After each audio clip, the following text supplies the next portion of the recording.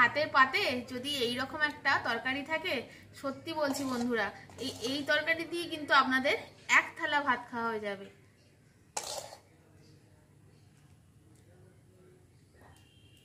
নমস্কার বন্ধুরা, আমি শম্পা রান্নাঘরে সকলকে স্বাগত জানাই।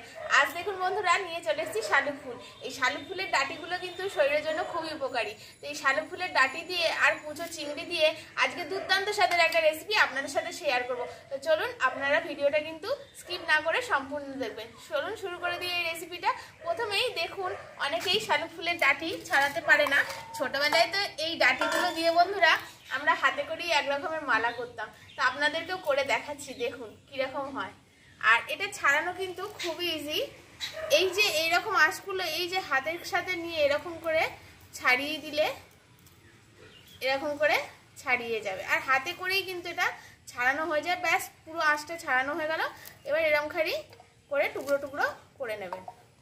আর মালাটা কিভাবে তৈরি করবেন সেটাও আমি আপনাদেরকে দেখিয়ে দিচ্ছি, খুব ইন্টারেস্টিং। দেখুন, এই যে একটুখানি ছাল ছাড়িয়ে নেবেন, দিয়ে খালি এই যে এরকম করে কেটে নেবেন। আবার একটু ছাল ছাড়িয়ে নেবেন, আবার এটা এরকম করে কেটে নেবেন, আবার একটু ছাল ছাড়িয়ে নেবেন, আবার একটু এরকম কেটে নেবেন। এরকম করে না ছোটবেলায় বন্ধুরা আমরা এই শালুক ফুলের বেশ মালা তৈরি করতাম। এরকম করে করে মালা তৈরি করা যায়। দেখুন, আমি এরকম যে দুদিকে দুটো হচ্ছে না, এই দুদিকে দুটো দিয়েই কিন্তু আমরা মালা তৈরি করতাম। তো চলুন এরকম করে করে মালাটা করে আপনাদেরকে দেখাচ্ছি। এরকম করে জুড়ে, এই যে দুটো ভাগ খালি এরকম করে জুড়ে নিলেই কিন্তু এই দেখুন শালুক ফুলের মালা কিন্তু তৈরি হয়ে গেল। ছোটবেলায় এই শালুক ফুলের মালা দিয়ে আমরা কত খেলা করেছি। আর এই যে সামনে রান্না পুজো গেল, রান্না পুজোতে এরকম মালা করে কিন্তু ঠাকুরকে দিতে হয়। আমরা এবছর ব্যস্ত থাকার কারণে আপনাদের রান্না পুজোটা দেখাতে পারিনি। পরের বছর অবশ্যই আপনাদের সাথে শেয়ার করব। আমাদেরও কিন্তু রান্না পুজো আছে। এবার দেখুন, এই যে এরকম করে এগুলোও ছাড়িয়ে নেবো। তো এরকম করে সব আঁশগুলো এবার শালুক ফুলের আগে ছাড়িয়ে নেবো। শাপলাগুলো ভালো করে কেটে ধুয়ে নিয়ে চলে এসেছি।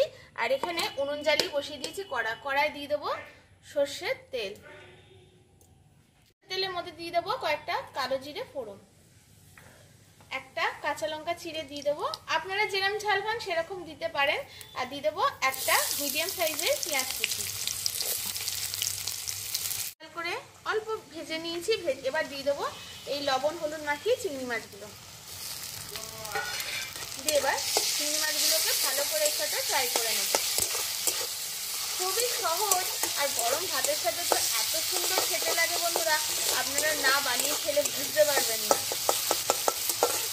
চিংড়ি মাছগুলো যতক্ষণ ভাজা হচ্ছে এখানে বেটে নেবো কয়েকটা সাদা সর্ষে আর একটা কাঁচা লঙ্কা। আমি আগেই বলেছি ঝালটা আপনারা ইচ্ছে মতো দিতে পারেন। সর্ষে আর কাঁচা লঙ্কাটা খুব ভালো করে বেটে নিয়েছি। আর এখানে আমার পেঁয়াজ আর চিংড়ি মাছটা ভাজা হয়ে গেছে। এবার এর মধ্যে দিয়ে দেবো এই শাপলার ডাঁটিগুলো দিয়ে কিছুক্ষণ ভাজা ভাজা করে নেব। আর এখন এর মধ্যে দিয়ে দেবো পরিমাণ মতো হলুদ, লবণ আর পরিমাণ মতো হলুদ। আগে আমি হলুদ বলে ফেলেছি বন্ধুরা ভুল করে। তো লবণ আর হলুদ দিয়ে এটাকে খুব ভালো করে এবার ভাজা ভাজা করে নেব। এখন খুব ভালো করে ভাজা ভাজা করে নিয়েছি আর জলটাও অনেকটা ছেড়ে দিয়েছে। এবার এর মধ্যে সর্ষে বাটা কাঁচা লঙ্কাটা দিয়ে দেবো। আর এখানে যে বান্না বাটা জলটা ছিল এটা দিয়ে দেবো। আর এর মধ্যে জল দেবো না, কারণ শাপলা থেকেই প্রচুর পরিমাণে জল বেরোবে। এবার এটাকে চাপা দিয়ে দিয়ে সিদ্ধ করে নেবো শাপলাটাকে। আর এই তরকারিটা কিন্তু একদম ভাজা ভাজা হয় বন্ধুরা, তবেই কিন্তু এই তরকারিটার টেস্ট বুঝতে পারবেন, খুব ভালো হবে। এটাকে ভালো করে মিশিয়ে নেব। প্রথমে ভালো করে মিশিয়ে নিয়েছি। এবার এর মধ্যে চাপা দিয়ে দেবো। 5-6 মিনিট হয়ে গেছে, এটা ফুটছে। এবার খেয়ে দেখবো। দেখুন জলটা প্রায় মরেই গেছে। এবার আর ঢাকা দেবো না, এইরকম করে নেড়ে চেড়ে একটু ভাজা ভাজা মতো করে নেবো। যত ভাজা ভাজা করবেন এটা কিন্তু টেস্টটা তত ভালো হবে। তো একটু শুকনো শুকনো একদম ভাজা ভাজা করে নিতে হবে। এখন এর মধ্যে অনেকটাই জল আছে। এখন ভাজা ভাজা করার পরে দেখুন তেল ছেড়ে দিয়েছে তরকারিটা। এবার এটাকে আমি নামিয়ে নেব। আর দেখুন কতটা শালুক দিয়েছিলাম আর কইটুকুনি হয়ে গেছে। প্রচুর পরিমাণে এই তরকারিটা মানে জল থাকে তো ডাঁটিগুলোতে, তাই তরকারিটা যতই শালুক ফুলের ডাঁটি দেয় অল্প একটু হয়ে যায়। গরম ভাতের পাতে যদি থাকে শালুক ফুলের ডাঁটি দিয়ে চিংড়ি মাছের এইরকম একটা অসাধারণ রেসিপি বন্ধুরা, তাহলে একতলা ভাত এই রেসিপিটা দিয়েই খাওয়া যাবে, আর অন্য কিছু লাগবে না। আমার চ্যানেলে এরকম নিত্য নতুন নতুন রেসিপিতে প্লিজ বন্ধুরা আমার চ্যানেলটিকে সাবস্ক্রাইব করে শেয়ার লাইক কমেন্ট করে দেবেন, পাশ থাকা বেল আইকনটা প্রেস করে রাখবেন যাতে আমাদের ভিডিও সবার আগে আপনাদের কাছে পৌঁছে যায়। যারা ফেসবুক থেকে দেখছেন রেসিপিগুলো ভালো লাগলে পেজটিকে ফলো করে রাখবেন।